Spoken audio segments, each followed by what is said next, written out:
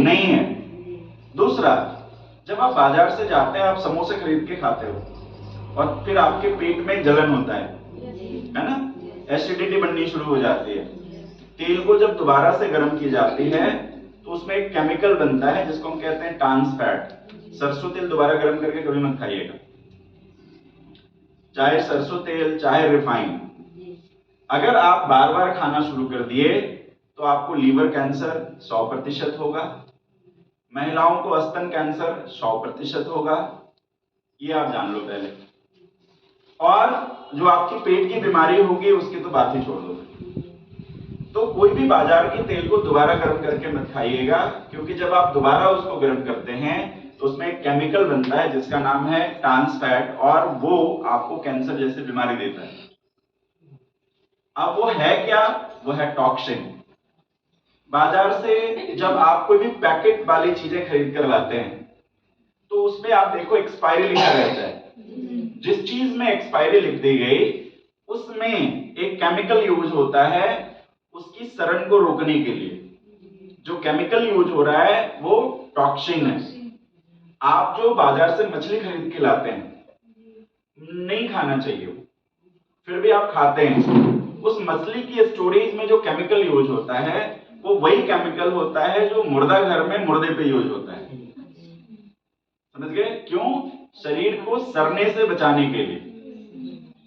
और वो क्या है? टॉक्सिन। आप अगर बॉयलर चिकन खाते हैं, बॉयलर है ना, जो महीने सवा महीने में बड़ा हो जाता है, अब उसको जो इंजेक्शन दिया जाता है वो क्या है? टॉक्सिन। समझ रहे हैं? आज के डेट में सुबह से शाम तक जो चीज आप खा रहे हैं, चाहे आप रोटी दाल चावल ही क्यों ना खा रहे हो, या बाजार की पैकेट की चीजें क्यों ना खा रहे हो, या बच्चे आज के डेट में बहुत सारा जंक फूड खा रहे हैं, कुरकुरे पिज्जा वगैरह वगैरह वाली चीजें खा रहे हैं, ये सारी चीजें क्या है? टॉक्सिन। अब आपको एक बात समझना जरूरी है, ये टॉक्सिन जाता कहाँ है? हमारे शरीर में। और शरीर के बाद ये कहाँ जाता है? सेल में। बिल्कुल, लीवर में जाता है, पूरे सेल में जाता है। अब ये करता क्या है? आपकी सेल जो है ना बहुत छोटी होती है इस तरह की। हमारे शरीर में ना लगभग 63 लाख करोड़ सेल है ये शरीर। अब सेल की क्या है ना, ये हर रोज बनता भी रहता है और हर रोज मरता भी रहता है। समझ रहे हैं?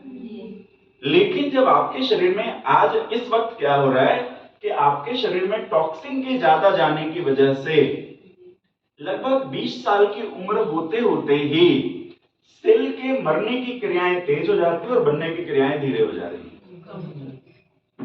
अब जैसे जैसे आपकी कोशिकाएं कमजोर पड़ती हैं, वैसे वैसे उसका असर आपके शरीर के विभिन्न अंगों पे होना शुरू हो जाता है। उदाहरण के तौर पर मैं मान लेता हूं ये आपका हार्ट है, ठीक है। अब इसकी ज्यादातर कोशिकाएं अगर बीमार पड़ जाए, क्या ये काम करेगा? नहीं। अगर आपकी लीवर की ज्यादातर कोशिकाएं बीमार पड़ जाए, क्या ये काम करेगा? नहीं। अगर आपकी गुर्दे की, किडनी की ज्यादातर कोशिकाएं बीमार पड़ जाए, क्या ये काम करेगा? नहीं। अब जब काम नहीं करेगा तब आप कहां जाइएगा? डॉक्टर के पास। अब ध्यान से समझिएगा, क्यों डॉक्टर के पास जाने के बाद खतरा और बढ़ जाता है। हम ये नहीं कह रहे हैं आपको नहीं जाना है, हम आपको ये कह रहे हैं कि सिर्फ उसी पे निर्भर रहना आपकी उम्र को घटाता चला जाएगा। सिर्फ उसी पे निर्भर मत रहिएगा, जब बीमार हुए आप जाओ, लेकिन पूरी जीवन उसी पे निर्भर मत रहना। अब सोच कर देखिए कि आपके दिल का आधा ही काम कर रहा है और आधा नहीं कर रहा है, तो डॉक्टर फिर आपको दवा देगा। क्यों देगा दवा? क्या ठीक होने की? उसके लिए दवा नहीं देता। दिल कंट्रोल के लिए भी दवा नहीं देता है, आधे दिल से पूरे काम करवाने की दवा देता है। आधे दिल से जितना पूरे दिल के स्वस्थ रहने से उसको काम करना था, जितने लीटर ब्लड की फ्लो करनी थी पूरे शरीर में, उतने ही ब्लड की फ्लो वो करवाएगा। कितने से? आधे से। अब आधे दिल पे प्रेशर डबल हो गया। अब अगर किसी चीज से आप डबल काम लोगे तो उसका नुकसान भी डबल होगा। अब इससे आपका नुकसान ये हो रहा है कि 100 साल के जगह 50 साल होते होते दिल जवाब दे देता है। क्यों जवाब दे देता है, इस बात समझ में आई?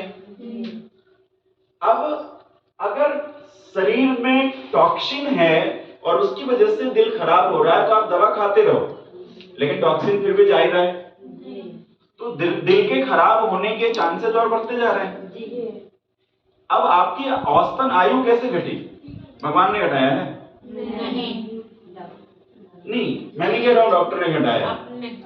जब हम बीमार शरीर का इलाज करवाते हैं लेकिन शरीर को ठीक नहीं करते हैं, तो दवा जब हमारे आधे शरीर से पूरे काम ले रहा होता है तो हमारे शरीर की औसतन ऑर्गन की औसतन आयु घटती चली जाती है और इसी वजह से हमारी उम्र घटती जा रही है। आज के बच्चे की उम्र 45 साल रह गई। क्यों?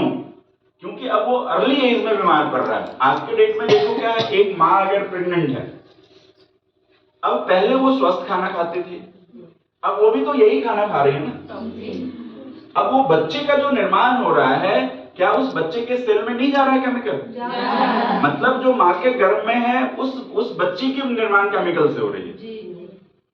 अब वो बच्चे 5 साल 7 साल, आज के डेट में देखो, एक तो समस्या क्या है, 90% बच्चा जो है सिजेरियन पैदा होना शुरू हुआ, ये सबसे बड़ी समस्या है।